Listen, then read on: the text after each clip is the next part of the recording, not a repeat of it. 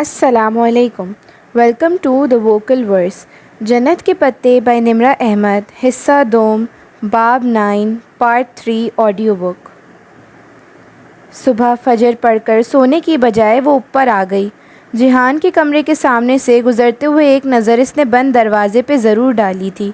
کچھ چیزیں کرنے سے انسان خود کو کبھی نہیں روک پاتا. چھت پہ ہر طرف لہلاتے گملوں کی سرحد بنی تھی. ابا کا شوق منڈیر وہاں سے کافی اونچی تھی. منڈیر کے ساتھ ہی کین کا ایک جھولا رکھا تھا. اس خوبصورت صبح میں وہ جھولے پہ آ بیٹھی اور گردن موڑ کر منڈیر کے سوراخ سے باہر دیکھا. منڈیر اس کے سر سے اونچی تھی مگر ڈیزائن کے طور پر بنے بڑے بڑے سوراخوں سے نیچے کالونی اور سڑک صاف نظر آتی تھی. وہ یوں ہی ترچھی ہو کر بیٹھی کالونی پہ اترتی صبح دیکھے گئی. ہر سو خاموشی اور تازگی تھی. کبھی کبھی پرندوں کے بولنے کی آواز آ جاتی یا پھر کسی کے بھاگنے کی. وہ ذرا چونکی. دور سڑک پر کوئی بھاگتا آ رہا تھا. ٹریک سوٹ میں ملبوس جاگنگ کرتا شخص. اسے ایک لمحہ لگا تھا پہچاننے میں. جہان؟ وہ حیران ہوئی تھی. وہ کب اٹھا کب گھر سے نکلا معلوم نہیں. وہ اسے دیکھتی رہی. جہان اب گھر کے سامنے سے گزر کر مخالف سمت دوڑتا جا رہا تھا. وہ گردن پوری موڑ کر اس کو دیکھے گئی. چند قدم دور وہ رکا اور ٹھٹک کر پیچھے سڑک کو دیکھا. جیسے اسے محسوس ہوا ہو کہ کوئی اسے دیکھ رہا ہے مگر وہ سڑک پہ ہی دیکھ رہا تھا، اوپر نہیں. وہ جلدی سے جھولے پر سے اٹھی اور اندر دوڑ گئی. وہ پھر سے پکڑے نہیں جانا چاہتی تھی. سبز ٹیولپ، پھولوں کی مارکیٹ اور وہ دکاندار، اسے سب یاد تھا. جب جہان نے اس کے کمرے کا دروازہ کھٹکھٹایا تو وہ کتابیں کھولے بیٹھی تھی. دستک پہ چونکی اور پھر اٹھ کر دروازہ کھولا.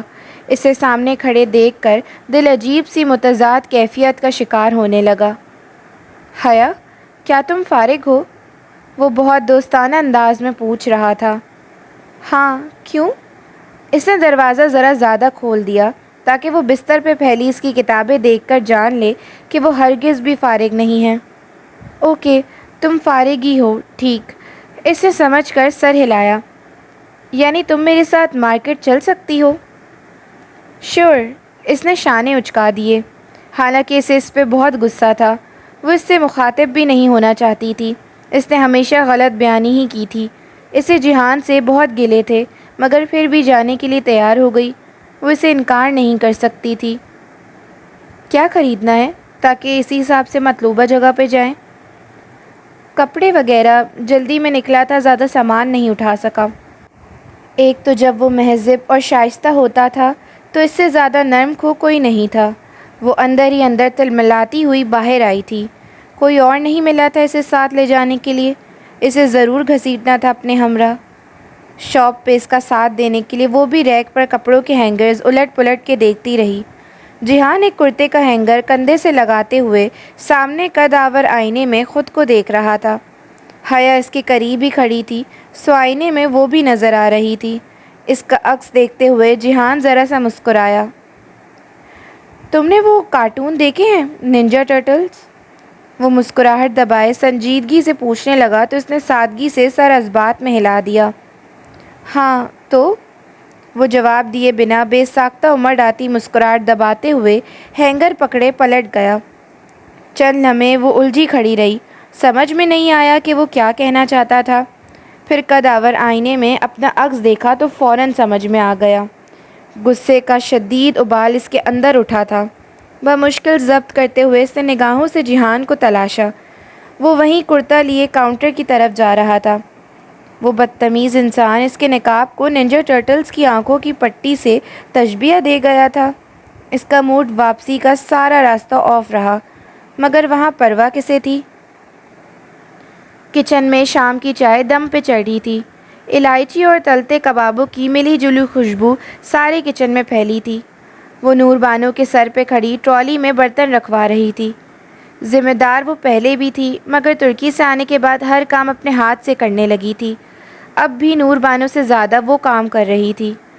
باہر لاؤنج میں تایا فرقان اور سائمہ تائی آئے بیٹھے تھے.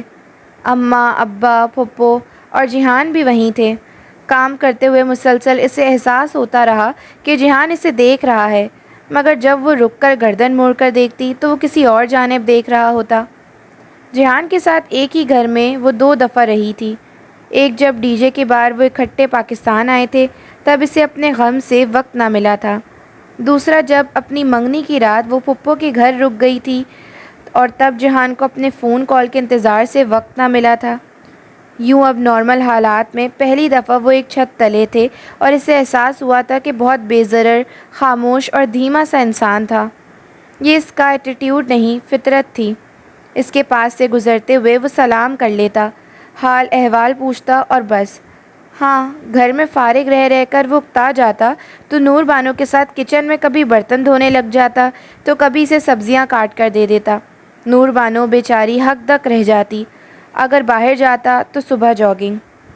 اسے پہلی دفعہ معلوم ہوا تھا کہ وہ جاگنگ، واک، ورزش ان چیزوں کا بہت خیال رکھتا تھا۔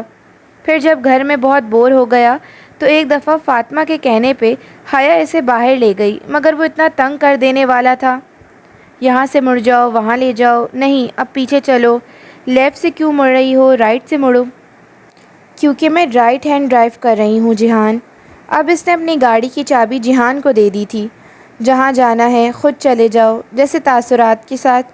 اس کے پاس انٹرنیشنل لائسنس تھا سو مسئلہ نہیں تھا۔ اب وہ کبھی کبھی باہر نکل جاتا۔ گھر کے قریب اس نے جم بھی ڈھونڈ لیا تھا۔ جہان کے ساتھ رہنے میں ایک مسئلہ تھا، وہ اتنی خاموشی سے بنا چاپ پیدا کیے گھر میں داخل ہوتا کہ پتہ ہی نہ چلتا اور وہ آپ کے پیچھے کھڑا ہوتا تھا۔ اب آتے جاتے چند ایک رسمی باتوں کے علاوہ ان کی بات نہ ہو پاتی۔ چاندی کے مجسمے یا تو چٹک چکے تھے یا بالکل پتھر چکے تھے۔ آج بھی وہ اسے دیکھ رہا تھا مگر وہ اسے پکڑ نہیں پائی تھی۔ وہ کچھ کہتا کیوں نہیں ہے، اسے الجھن ہوتی۔ وہ اسے بے اعتبار قرار دے کر چھوڑ آئی تھی۔ وہ گلہ کیوں نہیں کرتا، صفائی نہ دے مگر شکایت تو کرے، لیکن وہاں ازلی خاموشی تھی۔ وہ ٹرالی دھکیلتی لاؤنج میں لائی، دوپٹہ شانوں پہ پھیلا کر اس نے لمبے بالوں کو سمیٹ کر کندھے پہ آگے کو ڈالا ہوا تھا۔ واقعی دل تو نہیں کرتا، سکندر بھائی کو گئے ہفتہ بھی نہیں ہوا، مگر وہ لوگ سمجھتے ہی نہیں، جلدی مچائی ہوئی ہے۔ سائمہ تائی کہہ رہی تھیں، شاید ارم کی منگنی کا معاملہ تھا۔ حیا پنجوں کے بل کارپیٹ پہ بیٹھی چائے کی کپ پرچ میں رکھ کر باری باری سب کو پکڑانے لگی۔ بھابھی آپ فکر نہ کریں، جب ہمیں اعتراض نہیں ہے تو لوگوں کا کیا ہے؟ آپ اللہ توکل کر کے فنکشن کی تیاری شروع کریں۔ پھپھو بہت رسان سے واضح کر رہی تھی کہ انہیں کوئی اعتراض نہیں ہے۔ اصل میں اسجد کے بھائی اور بھابھی باہر سے آئے ہوئے ہیں، ان کی موجودگی میں وہ فنکشن کرنا چاہتے ہیں۔ تھینکس۔ تایا نے مسکرا کر اس سے کپ پکڑا تو وہ واپس آئی اور آخری کپ جہان کی طرف بڑھایا۔ وہ جو غور سے اب تائی کی بات سن رہا تھا، ذرا سی نگاہ اٹھا کر اسے دیکھا اور کپ پکڑ لیا۔ وہ اسی اتوار کا کہہ رہے تھے۔ تو بھائی آپ ہاں کر دینا، مجھے خوشی ہوگی۔ اتوار کا فنکشن؟ حیا نے سوچا، کیا پہنے گی؟ وہ چائے سے فارغ ہو کر کمرے میں آئی اور الماری کھول کر کپڑے الٹ پلٹ کرنے لگی۔ کوئی سلیو لیس تھا، کسی کی آستین شیفون کی تھی، کسی کا دوپٹہ باریک تھا۔ اس کا ایک جوڑا بھی آئیڈیل حجابی لباس پہ پورا نہیں اترتا تھا۔ دوسری الماری کو لاک لگا تھا۔ اس نے چابی نکالنے کے لیے پرس میں ہاتھ ڈالا تو انگلیاں مخملی ڈبی سے ٹکرائیں۔ وہ مسکرا اٹھی۔ میجر احمد کا چیلنج، ڈالی کی امانت۔ اس نے ڈبی کھولی۔ سیاہ USB فلیش اندر محفوظ رکھی تھی۔ پزل باکس کھل گیا۔ جواہر کا لاکر بھی کھل گیا، مگر اس لاک کو کیسے کھولے؟ آخری لاک، اس کی تو پہیلی بھی نہیں تھی، مگر پہیلی ہونی چاہیے تھی۔ میجر احمد نے پہیلی کے بغیر کبھی کوئی پزل اسے نہیں دیا تھا۔ وہ تالے کے ساتھ اس کی چابی بھی ہمیشہ دیا کرتا تھا۔ اوہ، ڈبی تو میں نے دیکھی ہی نہیں، ایک دم اسے خیال آیا۔ وہ بیڈ پہ آ بیٹھی اور فلیش باہر نکالی۔ وہ صاف تھی، کوئی لفظ نشان وغیرہ نہیں۔ اب اس نے ڈبی اوپر نیچے سے دیکھی، کچھ بھی نہیں۔ اس نے اندر رکھے مخملی فارم کو انگلیوں سے پکڑ کر باہر نکالا۔ نیچے ڈبی کے پیندے پہ سیاہ مخمل کا ایک اور ٹکڑا رکھا تھا۔ اس نے ٹکڑا نکال کر پلٹ کر دیکھا، وہاں سنہری دھاگے سے 2 لفظ سلے تھے، اسٹوری سویپٹ۔ Story swept? اس نے چنبے سے دہرایا۔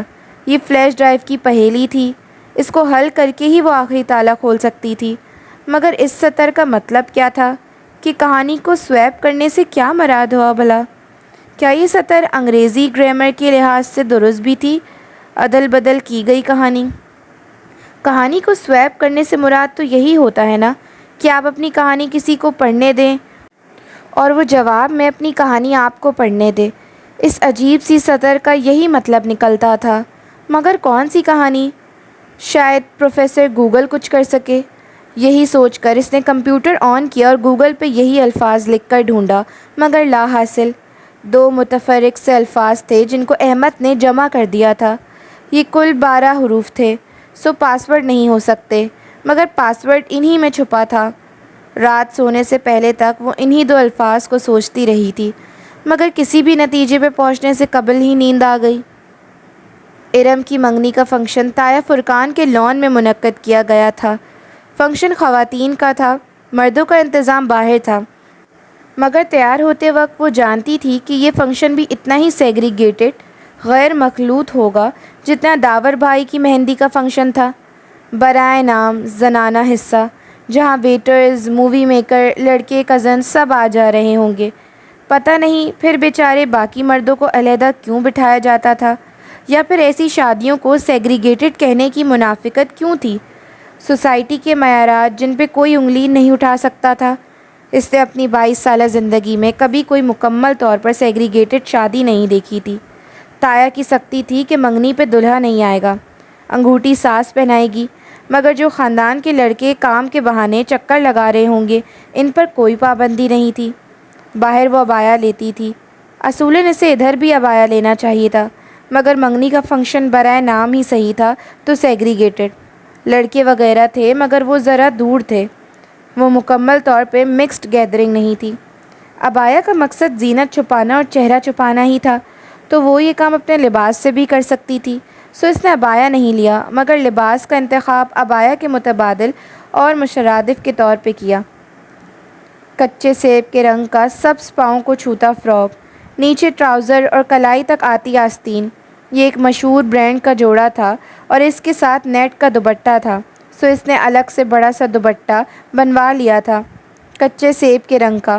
یوں گلے کا کام دوپٹے میں چھپ گیا، چہرے کی گرد بھی دوپٹہ یوں لپیٹا کہ وہ پیشانی سے کافی آگے تھا، کان بھی چھپ گئے۔ سہولت تھی کہ کسی آدمی کو دیکھتے ہی وہ تھوڑی سی انگلی سے دوپٹہ پکڑ کر اوپر لے جا کر نقاب لے سکتی تھی۔ یوں عبایا کے بغیر بھی زینت چھپ گئی، نقاب بھی ہو گئے اور اچھا لباس بھی پہن لیا۔ بیٹھی بھی وہ ذرا کونے کی میز پہ تھی، گلابی پھولوں سے آراستہ اسٹیج پہ ارم کامدار گلابی لباس میں گردن اونچی کی اور نگاہیں جھکائے بیٹھی تھی۔ وہ ارم کو جانتی تھی، اسے معلوم تھا کہ وہ زبردستی بٹھائی گئی ہے، اس کی ساس اب اسے انگوٹھی پہنا رہی تھی۔ مووی میکر مووی بنا رہا تھا، پتہ نہیں یہاں آیا کہ اسلام کو کیا ہوا تھا۔ ویٹرز، مووی میکرز، یہ بھی تو مرد تھے، مگر وہی سوسائٹی کے دوہرے معیارات۔ حجاب کپڑے کا ایک ٹکڑا تو نہیں ہوتا، یہ تو ایک مکمل الگ طرز زندگی ہوتا ہے، اور یہ طرز زندگی اتنا آسان نہیں تھا، اسے جلد ہی اندازہ ہو گیا۔ تم نے دوپٹہ سر پہ کیوں لے رکھا ہے؟ گلے کا کام نظر نہیں آ رہا؟ چہرے سے تو ہٹاؤ۔ مووی میکر ویڈیو بنا رہا تھا، سو وہ چہرے کو ڈھکے رخ موڑے بیٹھی تھی، اور فاطمہ جو ذرا دیر کو ادھر آئی تھی اپنی حیرت ظاہر کرنے میں ساتھی خواتین کے ہمراہ مل گئی تھی۔ نہیں ہٹا سکتی لیڈیز، میں اب نقاب کرتی ہوں، وہ لسان سے جواب دے رہی تھی، مگر پھر کیوں؟ اور یار فنکشن پہ تو خیر ہوتی ہے۔ خیر؟ مجھ سے پوچھو کہ کتنا بڑا شر ہوتا ہے۔ وہ اب بد دل ہو رہی تھی، حجاب سے نہیں، لوگوں سے۔ یا اللہ، لوگ خاموش کیوں نہیں رہتے، اتنا کیوں سوال کرتے ہیں؟ سہرش، ثنا اور اسجد کی بہنیں اب ڈانس کی تیاری کر رہی تھیں، انہیں کوئی نہیں روک ٹوک رہا تھا۔ سلیو لیس پہنے پھرتی کسی لڑکی کو کوئی نہیں ٹوک رہا تھا، مگر حجابی لڑکی کے سب پیچھے پڑ گئے تھے۔ کیا لوگوں نے سمجھ لیا ہے کہ وہ کہیں گے کہ ہم ایمان لائے اور وہ آزمائے نہیں جائیں گے؟ وہ اپنے اندر آنسو ہی اتارتی رہی۔ لڑکیاں رقص کے لیے پوزیشن سنبھالنے کھڑی تھیں۔ مووی میکر کا کیمرہ ریڈی تھا، اس نے رخ موڑ لیا، دل اندر ہی اندر لرز رہا تھا، وہ کسی کو منع نہیں کر سکتی تھی، اس کی کوئی نہ سنتا۔ تباہی، تباہی کتنی قریب تھی اور سب بے خبر تھے۔ ہراکتس کی دائمی آگ، بھڑکتے الاؤ، دہکتے انگارے، انسان بھی خود ہی اپنے لیے کیا کیا کما لیتا ہے، اور یادیں بھی کتنی عجیب ہوتی ہیں۔ جب بندہ اندھیرے سے نور میں آتا ہے تو ہر شے سمجھ میں آنے لگتی ہے۔ اسے یاد آ رہا تھا، شریعہ اینڈ لاء کے دوسرے سیمسٹر میں اصول الدین ڈپارٹمنٹ کے ہی ایک پروفیسر ڈاکٹر عبدالباری نے یوں ہی ایک قصہ سنایا تھا۔ اسے وہ قصہ آج پوری جزیات کے ساتھ یاد آ رہا تھا۔ میری بیٹی کی جب شادی ہونے لگی تو میں نے اسے منع کیا کہ بیٹا مووی اور فوٹو سیشن وغیرہ مت کروانا، مگر وہ مجھ سے بہت خفا ہوئی۔ وہ مجھ سے لڑتی رہی کہ ابا میں نے ہمیشہ پردہ کیا، آپ کی ساری باتیں مانی، اب میری زندگی کی سب سے بڑی خوشی پہ مجھے بددل نہ کریں۔ میں خاموش ہو گیا، اصرار نہیں کیا کہ میں زبردستی کا قائل نہیں تھا۔ شادی ہوئی، اس کی سسرال نے فوٹو سیشن کا مکمل انتظام کروا رکھا تھا۔ میں چپ رہا۔ شادی کے چوتھے روز میں اپنے کمرے میں آرام سے کرسی پہ بیٹھا تھا کہ میری بیٹی آئی اور میرے قدموں میں بیٹھ کر چپ چاپ رونے لگی۔ میں نے بہتر پوچھا کہ کیا ہوا ہے؟ اس نے کچھ نہیں بتایا، بس یہی کہا، ابا آپ ٹھیک کہتے تھے۔ میری بیٹی کے آنسو میرے دل پہ اس دن سے گر گئے ہیں اور یہی سوچتا ہوں کہ پتہ نہیں ہم اپنی خوشی کے موقع پہ اللہ کو ناخوش کیوں کر دیتے ہیں۔ جب ڈاکٹر عبدالباری نے وہ قصہ سنایا تھا تو اس نے چند حجابی لڑکیوں کی آنکھوں سے آنسو گرتے دیکھے تھے۔ تب کندھے اچکا کر وہ حیران ہو کر سوچتی تھی کہ یہ کیوں رو رہی ہیں۔ اب اسے پتہ چلا تھا کہ وہ کیوں رو رہی تھیں۔ فنکشن ختم ہونے تک اس کا دل اچاٹ ہو چکا تھا۔ رات اپنے کمرے میں ڈریسنگ ٹیبل کے سامنے وہ بالیاں اتارنے کے ارادے سے بے دلی سے کھڑی تھی۔ کچھ کچے سیب کے رنگ کا دوپٹہ کندھے پہ تھا اور بال کھول کر آگے کو ڈال رکھے تھے۔ بہاری بھی اس کی نقل میں گھنگرالی پونی آگے کو ڈال لیتی تھی۔ پتہ نہیں وہ بہنیں فون کیوں نہیں اٹھاتی اور میل کا جواب بھی نہیں دیتی۔ خیر 2 ہفتے ہی تو رہ گئے تھے، جا کر پوچھ لوں گی۔ دروازے پہ دستک ہوئی تو وہ چونکی، پھر آگے بڑھ کر دروازہ کھولا۔ وہاں جہان کھڑا تھا، سمرد رنگ کرتا اور سفید شلوار پہنے۔ پتہ نہیں کہاں سے کرتا خرید کر لایا تھا، مگر اچھا تھا۔ آستین عادتاً کہنیوں تک مڑے وہ ہاتھ میں 2 مگ لیے کھڑا تھا۔ کافی پیو گی؟ وہ پھر سے وہی دوستانہ سے انداز والا جہان سکندر بن چکا تھا۔ میں سونے سے پہلے کافی نہیں پیتی، کہہ دینے کے بعد اسے لہجے کی سرد مہری کا احساس ہوا تو رکی، پھر زبردستی مسکرائی۔ ہاں لیکن اگر استنبول کے بہترین شیف، میکینک اور کارپینٹر نے بنائی ہے تو ضرور پیوں گی۔ تم ایک لفظ کا اضافہ کرتے کرتے رہ گئی، کرمنل۔ وہ مسکرایا تو حیا کی مسکراہٹ غائب ہو گئی۔ کیا مجھے اس الفاظ کا اضافہ کرنا چاہیے؟ ہم اس بارے میں بات کر سکتے ہیں۔ 2 ہفتے بعد اسے بالآخر اس کے متعلق بات کرنے کا خیال آ ہی گیا تھا۔ ٹھیک ہے، چھت پہ چلتے ہیں۔ اس نے کانوں سے بالیاں نہیں اتاری جن میں موتی پروئے تھے، جہان کے موتی۔ وہ سچ نہیں بولتا تھا تو اس کے موتی کیسے نکل آئے؟ وہ ان 2 ہفتوں میں یہ سوچتی رہی تھی۔ نامحسوس طور پر بھی وہ عبدالرحمن پاشا سے متفق تھی کہ وہ سچے موتی ہی تھے، مگر جہان کو تو یاد بھی نہیں ہوگا کہ یہ وہی موتی ہیں۔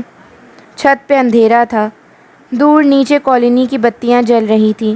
وہ دونوں منڈیر کے ساتھ لگے جھولے پہ آ بیٹھے۔ ہلکا ہلکا ہلتا جھولا ان کے بیٹھنے سے بالکل تھم گیا۔ حیا نے کافی کا مگ لبوں سے لگایا۔ اچھی بنی ہے۔ آخر استنبول کے بہترین شیف، میکینک اور کارپینٹر نے بنائی ہے۔ اوہ، تم نے بھی کرمنل کا اضافہ نہیں کیا؟ کیونکہ میں کرمنل ہوں بھی نہیں۔ کیا تمہیں میرا اعتبار ہے؟ ہاں۔ اس نے سوچنے کا وقت بھی نہیں لیا۔ سامنے دیوار پہ ابا کے گملوں سے اوپر ان دونوں کے سائے گر رہے تھے۔ پودوں کی ٹہنیوں سے اوپر وہ عجیب سی ہیئت بنا رہے تھے۔ ٹھیک ہے، پھر تم مجھے بتاؤ کہ تم اس شخص کو کیسے جانتی ہو جو اس روز میرے ساتھ تھا؟ عبدالرحمن پاشا، امت اللہ حبیب پاشا کا بیٹا۔ اس نے آنے کا پورا نام لیا۔ وہ ذرا چونک کر اسے دیکھنے لگا۔ ہاں، تم کیسے؟ لمبی کہانی ہے، سنو گے؟ اس نے بے نیازی سے شانوں کو جنبش دے کر پوچھا۔ وہ سامنے دیوار پہ ہی دیکھ رہی تھی۔ اس نے دوسرے سائے کو اثبات میں سر ہلاتے دیکھا تو وہ کہنا شروع ہوئی۔ اپنے سائے کے ہلتے لب دکھائی نہیں دیتے تھے، نہ ہی کان میں پڑی بالی کے موتی کی چمک۔ اگر دکھائی دے رہی تھی تو وہ پریشانی، اذیت اور اضطراب جسے وہ پچھلے 5 ماہ سے اپنے دل میں چھپائے ہوئے تھی، جس کا ایک حصہ اس نے ڈی جے کے ساتھ بانٹا بھی تھا اور اب اس نے پورا ہی بانٹ دیا۔ سبانجی کی طرف سے میل وصول ہونے والی رات جب پہلی دفعہ پھول آئے تھے، اس سے لے کر اس روز کے واقعے تک اس نے سب کہہ سنایا۔ وہ بالکل خاموشی سے سنتا رہا، اگر بولا تو صرف اس وقت جب اس نے استقلال جدیسی میں پاشا کے چہرے پہ کافی الٹنے کا واقعہ بتایا۔ اچھا، تم نے پاشا بے کے اوپر کافی الٹ دی؟ وہ جیسے محظوظ ہوا تھا۔ ہاں، تم اسے پاشا بے کیوں کہتے ہو؟ اسے سب پاشا بے کہتے ہیں، مسٹر پاشا۔ شوق ہے خود کو مسٹر کہلوانے کا۔ کافی کے مگ خالی ہو کر زمین پہ پڑے تھے، دیوار پہ سائے ویسے ہی چپکے بیٹھے ساری داستان سنتے رہے۔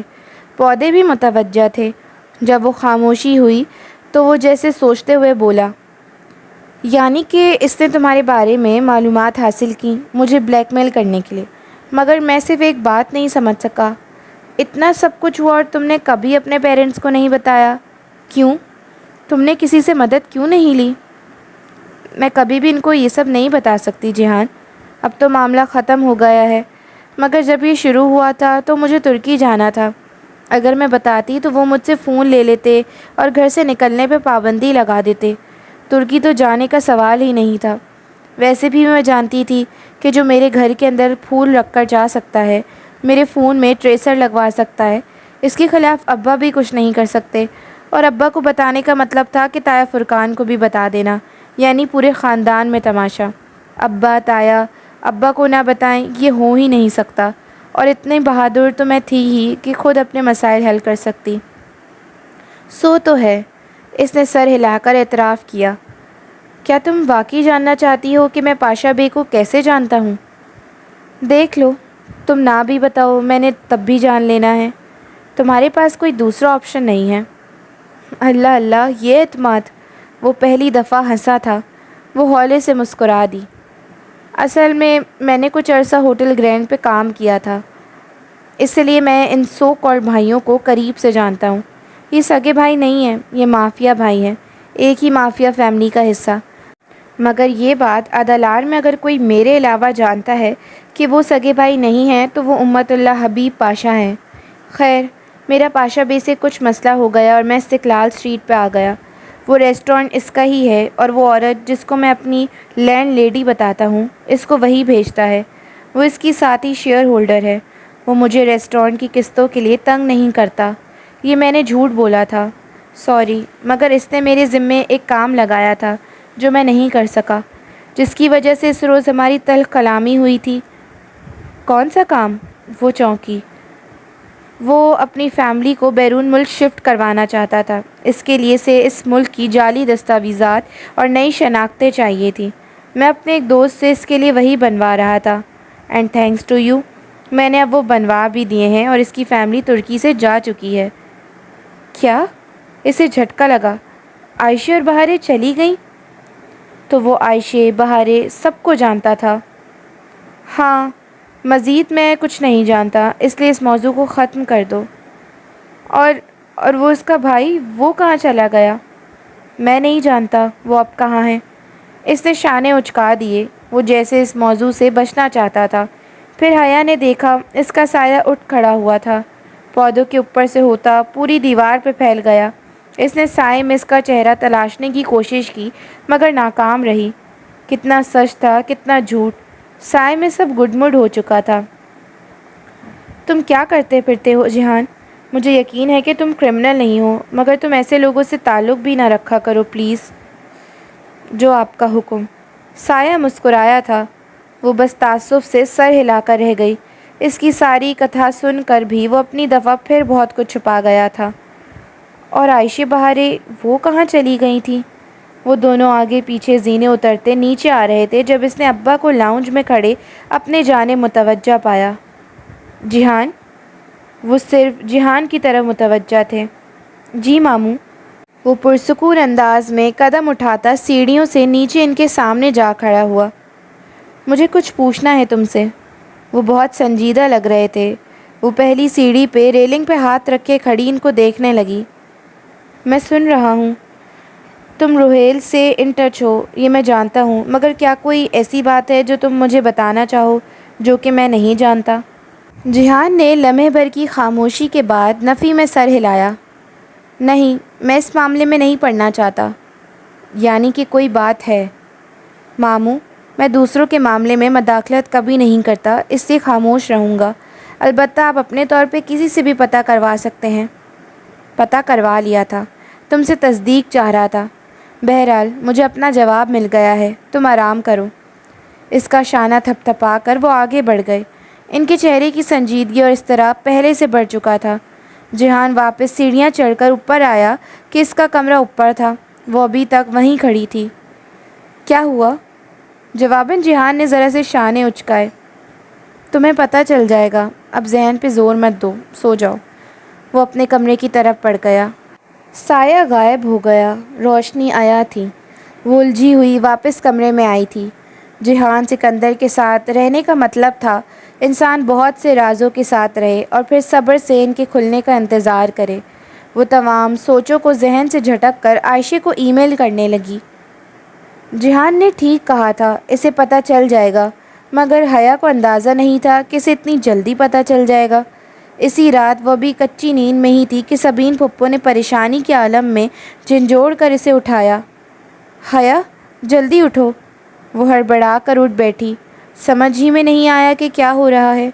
تمہارے ابا کو ہارٹ اٹیک ہوا ہے، چلو ہسپتال چلنا ہے۔ وہ پھٹی پھٹی نگاہوں سے پھپھو کو دیکھے گئی۔